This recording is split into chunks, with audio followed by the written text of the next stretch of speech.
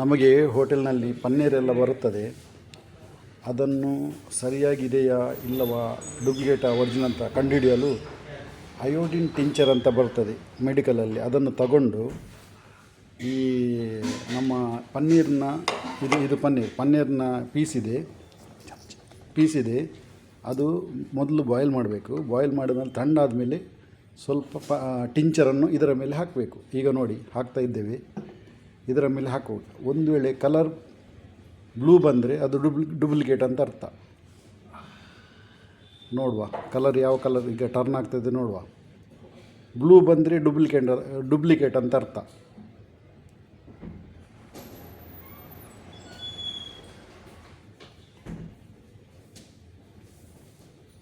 Colour ಇಷ್ಟರವರೆಗೆ change ಆಗಲಿಲ್ಲ.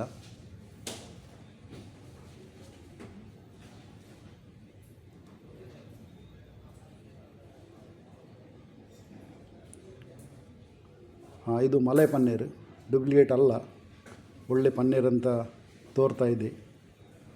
ಹೀಗೆ ನಿಮ್ಮ ಹೋಟೆಲಲ್ಲಿ ನೀವು ಈ ಥರದ ಟೆಸ್ಟ್ ಮಾಡಿ. ಧನ್ಯವಾದಗಳು.